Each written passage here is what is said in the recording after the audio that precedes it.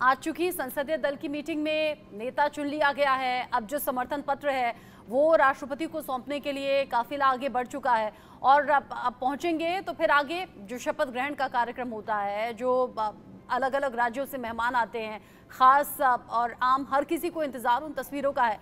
लेकिन जहन में सवाल ये कि 2014 और 19 जब बीजेपी बहुमत हासिल कर चुकी थी, एनडीए के जो सहयोगी दल थे वो और ज़्यादा मजबूती देने का काम कर रहे थे, लेकिन 2024 में तस्वीर बदली हुई है। अब हर दल जो सहयोग कर रहा है और इस सहयोग के बलबूते सरकार चल रही है। मन में तो सभी के होगा ना कि हमें कौन सा विभाग मिलेगा, कौन सा मंत्रालय मिलेगा, क्या बड़ी जिम्मेदारी मिलेगी। गाहे बिगाहे एक चर्चा तो सोशल मीडिया पर आज मैंने देख ली, जहां पर जेडीयू के एक बड़े चेहरे ने कह दिया ये तो कंफर्म है, रेल मंत्रालय तो हमारा ही होगा। ऐसे तो सभी अपनी अपनी दावेदारी पेश कर ही रहे हैं। साथ ही 2014, 2019 या उससे पहले अटल बिहारी वाजपेयी की सरकार के दौरान किस तरीके से कैबिनेट में जिम्मेदारी दी गई थी वो लगातार ग्राफिक्स के जरिए हम दर्शकों को दिखा रहे हैं। देखिए ना, तस्वीर बदली है, केवल बदला है तो विपक्ष का और कुछ एनालिस्ट का नजरिया बदला है। मैं आपको दो चीजें क्लियर करता हूँ। एनडीए वर्सेस यूपीए था, यूपीए को खत्म करके इन्होंने इंडिया अलायंस बनाया। एनडीए तो वही है, तो ये अलायंस इलेक्शन के पहले का है। इलेक्शन के पहले भी अगर अलायंस हुआ है तो कुछ न कुछ मूलभूत प्रिंसिपल्स हैं जिसपे कि वो लोग कॉन्फिडेंस का लेकिन फर्क पड़ जाता है ना। एक वो कॉन्फिडेंस रहता है कि हमने अपने बलबूते नंबर पा लिए हैं, एक वो कॉन्फिडेंस है कि भाई सहयोग की जरूरत है, सहयोग से सरकार। नहीं, रचना मैम, अगर केवल कॉन्फिडेंस की बात होती, अपने बलबूते की बात होती, तो बीजेपी या कांग्रेस कोई भी अलग लड़ती। अगर उनके मन में ऐसा होता है कि हमें किसी को साथ लेके चलने की जरूरत नहीं है, तो इतने अगर ईगो में रहे होते तो अलग लड़ते। लेकिन 2014 में भी वो साथ लड़े जबकि उनकी पूर्ण बहुमत थी, 2019 में भी पूर्ण बहुमत थी, और ऐसा भी नहीं हुआ कि पूर्ण बहुमत आने के बाद बीजेपी ने एनडीए के दूसरे घटकों को बोल दिया कि बाय बाय, तोड़ लिया। नहीं, वो नहीं। देखिए, विश्वासघात कहाँ होता है, मैं इसका एक उदाहरण देता हूँ। यहाँ ये विश्वास, एनडीए का जो गठबंधन है ये विश्वास का है, और विश्वासघात का गठबंधन कहाँ पे होता है? अरे महाराज, हम सब लोग 10 साल से देख रहे हैं, कोई आप पहली बार नहीं बता रहे। पिछली सरकार में क्या हुआ है और कितना गठबंधन के साथियों को इज्जत हुआ है, ये हम सब ने देखा है। ये अब आप सुनाने का नहीं है। अरे अरविंद सर, आगे की बात कहिए। अरविंद सर, देखिए, आप श्रेष्ठ हैं, आपकी बातें सही हैं, उम्र में भी श्रेष्ठ हैं।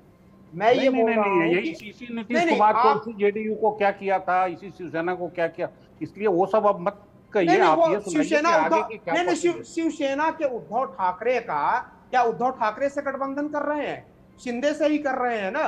और शिवसेना के साथ क्या हुआ कि अगर आप गठबंधन की किसी प्रिंसिपल को, तो आप मुझे एक एग्जांपल बताइए। अब ये बिहार में लालू यादव ने बोला अब मैं फिट होके आ गया हूं, फिट कर दूंगा। मीसा भारती ने मटन बना के खिलाया राहुल गांधी को, और उसी कांग्रेस ने बिहार में साफ कर दिया। जुड़े हुए हैं और मुझे लगता है नरेंद्र मोदी का काफिला राष्ट्रपति भवन की तरफ जा रहा है। अफसर, बिल्कुल, पीएम का काफिला निकल चुका है यहाँ से, और ये सब लोग निकल चुके हैं, राष्ट्रपति भवन की तरफ जा रहे हैं। और अब जाकर के समर्थन पत्र पेश करेंगे, देंगे, और फिर सरकार बनाने का उनको बुलावा होगा। तो यहाँ से अब पीएम का काफिला, नरेंद्र मोदी का काफिला भी निकल चुका है। मतलब जो आज एक बड़ा अभिभाषण था पीएम का, वो हमने सुना, और काफिला भी निकल गया है। अब एक फॉर्मेलिटीज के तहत जो आगे की कार्रवाई है वो अब पूरी होनी बाकी है। रचना, यानी औपचारिकताएं बाकी हैं। नरेंद्र मोदी को नेता चुन लिया गया है, मतलब तय है कि एनडीए की सरकार देश में एक बार फिर से, और नरेंद्र मोदी प्रधानमंत्री एक बार फिर से। लेकिन जो औपचारिकताएं होती हैं, जो पूरा प्रोसेस है वो हो रहा है। पहले संसदीय दल की बैठक में नरेंद्र मोदी का नाम तय होना, उसका प्रस्ताव रखना, और फिर सभी की सहमति पर चुन लिया जाना। और अब जो काफिला है वो नरेंद्र मोदी का राष्ट्रपति भवन की तरफ गया है, और वहीं पर समर्थन पत्र दिया जाएगा जिसमें एनडीए के बड़े चेहरे होंगे, क्योंकि अलग अलग पार्टियों, क्योंकि जेडीयू ने आज सुबह ही जो बैठक की है, या फिर चिराग पासवान की पार्टी की जो मीटिंग हुई है, अपने अपने नेता को चुन लिया गया है, और वही एक एक नेता रिप्रेजेंटेटिव के तौर पर पीएम मोदी के साथ में रहेगा। और जानकारी ऐसी कि एनडीए के 19 नेताओं के साथ में नरेंद्र मोदी राष्ट्रपति भवन पहुंच रहे हैं।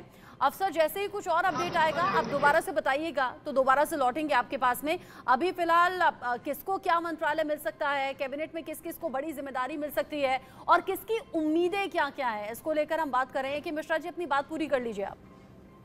देखिए, मैं ये बोल रहा था किसको क्या मंत्रालय मिलेगा। ऑफ कोर्स कोई आदमी पॉलिटिक्स में है तो वो डेफिनेटली जीत के लिए है, एमपी बने, मिनिस्टर बने, उसकी सरकार बने, ये उम्मीदें तो होती हैं।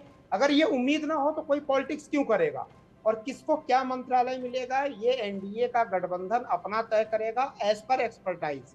एक्सपर्टाइज का मतलब ये है कि किसी को अगर कोई विशेष मंत्रालय चलाने में विशेष दक्षता हासिल है तो डेफिनेटली गठबंधन में उसका सम्मान किया जाएगा। रही बात कोई भी गठबंधन हो, गठबंधन में मनमुटाव भी होते रहते हैं, गठबंधन में समझौते भी होते रहते हैं।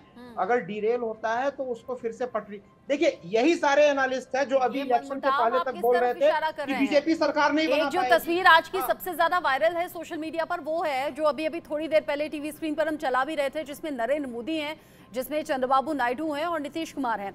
साथ में तीनों बैठे हुए हैं, कैमरा बिल्कुल क्लोज तीनों पर है और तीनों एक दूसरे से थोड़ा सा आगे बढ़ते हुए, एफर्ट करते हुए बातें कर रहे हैं, या फिर ये कहिए कि थोड़ा जो एक दूसरे के नजदीक जाकर कान में जो बातें कह रहे हैं वो बड़ी चर्चा का विषय बनी हुई है। और अब लोग अलग अलग कैप्शन के साथ उन तस्वीरों को शेयर कर रहे हैं। आलोक सर, इन कैप्शंस में क्या कुछ है, ये आप भी सोशल मीडिया इस्तेमाल करते हैं, आप जानते होंगे। तीनों के बीच में जो बातचीत हो रही है, कैमरा पूरी तरीके से इन तीन पर्सनैलिटी पर रहा, नरेंद्र मोदी, चंद्रबाबू नायडू और नीतीश कुमार। और आज जब नीतीश कुमार बोले, ऐसे भी नीतीश कुमार चुटीले अंदाज में बोलते हैं, उनके बोलने का अंदाज बड़ा निराला है, लेकिन आज जब बोले तो वहां बैठे तमाम लोग हंसने लगे। नरेंद्र मोदी पे खूब खिलखिलाकर हंसे। देखिए रचना जी, नीतीश जी को मैं वर्षों से, जब से वो राजनीति में है, देखा है मैंने, और अब थोड़ा बुजुर्ग भी हो गए, ये देखिए उनके उससे, इसलिए मैं ये भी कहूंगा, वो कई बार जिस तरह की बातें कहते हैं, और जो मुझे थोड़ा, मैं सोशल मीडिया पर उतना आपकी तरह एक्सपर्ट नहीं हूँ, अरविंद जी की तरह भी नहीं हूँ, लेकिन हाँ, मैं आप चैनल में ही मैं उनका पूरा भाषण लगातार सुन रहा था न्यूज के साथ बैठे होने से। तो मेरा ऐसा मानना है कि वो उस समय कह रहे थे कि और क्या बोल रहा है, अरे आप बोलिए। उन्होंने जब मुझसे कहा, जो मुझे थोड़ा बहुत हल्का सा, कई बार ऐसा होता है, मैंने पार्लियामेंट वाला लगा लिया था चैनल भी, ताकि और ज्यादा दिखाई सुनाई दे। तो अच्छा, जब कहते हैं ना कि क्या हंसी हंसी में अपनी बात ये भी कह गए कि देखिए, जिनको जीतना नहीं था वो सब जीत के आ गए हैं बेकार में, इन्होंने देश के लिए कोई काम नहीं किया। और हंसी हंसी में ये भी कह गए कि भाई बिहार के जो काम बचे हैं वो तो आप कर ही देंगे। ये इशारा किस तरफ था? बिल्कुल यही बात है, जो विशेष राज्य की दर्जा की मांग वो और चंद्रबाबू नायडू आंध्र प्रदेश करता रहा है। मैं कल भी कह रहा था, ये सही अरविंद जी जो कह रहे हैं, मैं सही है कि सब बातें सामने नहीं आती। वो विजुअल मीडिया को भी जब तक उनकी अनुमति न हो वहां दूर दूर तक नहीं आती। एक जमाना था जिस समय हम राष्ट्रपति भवन जाते थे, मैं रिपोर्टर के नाते, तो वहां यदि 8 कुर्सी लगी है, पता चला एक कुर्सी उसी समय हट गई। मैंने इंदिरा गांधी के काल से मैं कवर कर रहा हूँ, इसलिए उस समय भी कई चीजें गोपनीय, तब तो कागज पर टाइप होता था, तो कहीं लीक होता है। अब इतनी टेक्नोलॉजी के बाद भी कोशिश होती है, और मैं इसलिए बार बार कह रहा हूँ कि इस चुनाव के परिणाम से पहले एनडीए के चंद्रबाबू नायडू और नीतीश कुमार से जो बंद कमरों में, और जरूरी नहीं कि मोदी जी बात करें, यानी तैयारी होता है कि पहले से होती है, और उस तैयारी का नतीजा ही हमने रिजल्ट में भी देख लिया। और अब एनडीए की सरकार बनने में जो भूमिका सभी की रही है वो भी देख लिया। यूं तो वैसे भी, और जैसे ही नीतीश कुमार का जिक्र आया, अरविंद सर मुस्कुराने लगे, उनका रिएक्शन भी मैं लूंगी। यूं तो वैसे भी बिहार चर्चा में बना रहता है, लेकिन जब से 4 जून से रिजल्ट सामने आए, सबसे ज्यादा बिहार और नीतीश कुमार की चर्चा हो रही थी। जो बयान आज उन्होंने दिया, भाषण जो दिया, एक बार सुन लेते हैं। जनता दल यूनाइटेड, भारतीय जनता पार्टी संसदीय दल के नेता आदरणीय श्री नरेंद्र मोदी जी को भारत के प्रधानमंत्री पद के लिए समर्थन देती है। आज ये बहुत ही खुशी की बात है। 10 साल से ये प्रधानमंत्री हैं और फिर प्रधानमंत्री होने जा रहे हैं, और इन्होंने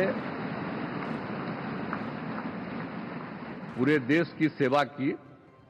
अब पूरा भरोसा है कि जो कुछ भी बचा है अगली बार ये सब पूरा कर देंगे, और जो भी हर राज्य का है, और हम लोग पूरे तौर पर सब दिन इनके साथ रहेंगे, और पूरे तौर पर जो कुछ भी है आज जिस तरह से भी ये करेंगे बहुत अच्छा है। और आप जान लीजिए कि कुछ लोग, हम लोगों को तो अब लगता है कि अगली बार जो आप आइएगा ना, तो इस बार हम देखें कि कुछ इधर उधर कुछ जीत गया है, अगली बार सब हारेगा, हमको पूरा भरोसा। नीतीश कुमार की बात पर प्रधानमंत्री नरेंद्र मोदी भी अपनी हंसी रोक नहीं पाए। ऐसे तो गंभीर बैठे थे, बस स्माइल कर रहे थे, लेकिन जैसे ही नीतीश कुमार ने अपनी बात कही, जोर जोर से ठहाके लगाकर नरेंद्र मोदी हंसने लगे। अरविंद सर, नीतीश कुमार इशारों ही इशारों में क्या कह गए हैं? जो काम बाकी बचे हैं उन्हें भी जल्दी से पूरा कर दें, साथ ही आगे, क्योंकि टीवी की लिमिटेशंस होती हैं, पूरा भाषण हमने चलाया नहीं, उन्होंने बिहार का भी जिक्र कर दिया। बिहार में जो कुछ काम बचा है वो तो आप कर ही देंगे, मतलब इंश्योर वो कर रहे हैं और कह रहे हैं अब तो हम हमेशा हमेशा आपके साथ हैं। लेकिन ऐसा हमेशा हमेशा वाला बयान उससे पहले भी वो दे चुके हैं। अब ऐसे अवसर पे कोई लिस्ट लेके बैठा हो कि हमको ये चीजें चाहिए, ये मंत्रालय चाहिए, ये तो होता नहीं है। ये चीजें तो अपना कहीं और होती है। लेकिन यहाँ जो बोल रहे हैं, मैं आपको रोक रही हूँ, एक खास तस्वीर मिल रही है। लालकृष्ण आडवाणी से मिलने के लिए पहुंचे हैं नरेंद्र मोदी उनके घर पर। चूंकि ये बड़ा अवसर रहा 4 जून का, जब रिजल्ट सभी के सामने आए, और अब जब एनडीए की सरकार बनने जा रही है, तो वरिष्ठ नेता लालकृष्ण आडवाणी के घर पर नरेंद्र मोदी पहुंचे हैं मिलने के लिए। जाहिर सी बात है, ऐसे खास बड़े मौकों पर लालकृष्ण आडवाणी के घर पहुंचते हैं, उनसे मिलते हैं, उनका आशीर्वाद लेते हैं। बर्थडे के खास मौके पर भी पहुंचे थे। और जैसे ही कुछ और तस्वीरें आएंगी हम अपने दर्शकों तक पहुंचाएंगे। लालकृष्ण आडवाणी के घर पर नरेंद्र मोदी पहुंचे हैं मिलने के लिए। जैसे ही तस्वीरें सामने आएंगी वो तस्वीरें सबसे पहले इंडिया न्यूज दर्शकों तक पहुंचाएगा। अरविंद सर, अपनी बात पूरी कर लीजिए। वही मैं कह रहा था कि ऐसी चीजें, लेकिन अपने तरफ से क्या दबाव होगा, क्या चाहते हैं, इसका इशारा उन्होंने बहुत साफ कर दिया। और वो बातें फिर किसी त्यागी के बयान से, श्रवण कुमार के बयान से, बाकी इस तरह की चीजें आ रही हैं। तो उधर से तो ये लग रहा है कि मोलतोल में कहीं कमी नहीं है। ये चंद्रबाबू की तरफ से भी, जो उनके सहयोगी हैं, उनके बयानों से भी ये बार बार लग रहा है कि मोलतोल। जो कल आलोक जी कह रहे थे, मुझे लगता है वो महत्वपूर्ण बात है कि 4 जो बड़े मंत्रालय हैं उनमें से बीजेपी कोई शेयर करने को तैयार है या नहीं है। डिफेंस, फाइनेंस, विदेश, होम, ये सब बड़े मंत्रालय हैं, तो इनमें से कोई शेयर करे। और मेरे ख्याल से अगर चंद्रबाबू और नीतीश खुद नहीं आते हैं सेंटर में, तो ये मंत्रालय बीजेपी फिर किसी को देगी नहीं। फिर उन पार्टियों से भी ऐसी पर्सनालिटी अभी तक नहीं दिखाई दे रही है। वैसे मंत्री की काबिलियत काफी लोगों में रहती है और काम मिलने पे दिखता है काम, लेकिन अभी तक जो नाम है दोनों तरफ से, उसमें कोई ऐसा नहीं दिखता है कि ऐसे बड़े मंत्रालयों को वो संभाल ले और आसानी से चला ले। अब कैसे और इस सरकार ने तालमेल बढ़िया बिठाया जाएगा, कैसे मंत्रालयों का बंटवारा होगा और कैसे सरकार चलेगी, देश देखना चाहता है। और बड़ा दिलचस्प ये मोड़ राजनीतिक लिहाज से इस वक्त देश में नजर आ रहा है। और जैसे मैंने कहा कि बिहार की चर्चा सबसे ज्यादा इस बार हो रही है नीतीश कुमार को लेकर, और साथ ही साथ चिराग पासवान को लेकर भी। सोशल मीडिया पर तमाम ऐसे वीडियो और रील्स नजर आते हैं जहां पर चिराग पासवान को मोदी का हनुमान कहा जाता है। आज जब मोदी के हनुमान यानी कि चिराग पासवान समर्थन के लिए बोल रहे थे, कैसे चेहरे पर चमक थी और क्या बोले, सुन लेते हैं। भारत की जनता को सर आप पर पूरा विश्वास है। आप ही में सर वो इच्छा शक्ति है जो गांव और शहर की दूरी को मिटा सकता है। आप ही में वो इच्छा शक्ति है जो अमीर और गरीबी के फासले को पार सकता है। आप ही में वो इच्छा शक्ति है सर जिसने ये लक्ष्य रखा कि 2047 तक भारत को हम लोग विकसित देश बनाएंगे, और भारत को विकसित देश बनाने की ओर आप ही हम लोगों को लेकर चल सकते हैं। मैं यहाँ इस सदन में मौजूद तमाम वरिष्ठ नेताओं का अभिवादन करते हुए, मैं चिराग पासवान जो यहाँ पर प्रस्ताव माननीय रक्षा मंत्री जी आदरणीय राजनाथ सिंह जी के द्वारा आया है, मैं चिराग पासवान मेरी पार्टी लोक जनशक्ति पार्टी रामविलास की तरफ से एनडीए संसदीय दल के नेता पद पर श्री नरेंद्र मोदी जी के नाम का समर्थन करता हूँ। I proudly propose the name of Sri Narendra Modi ji on behalf of Telugu Desam Party for the post of Prime Minister of this great nation.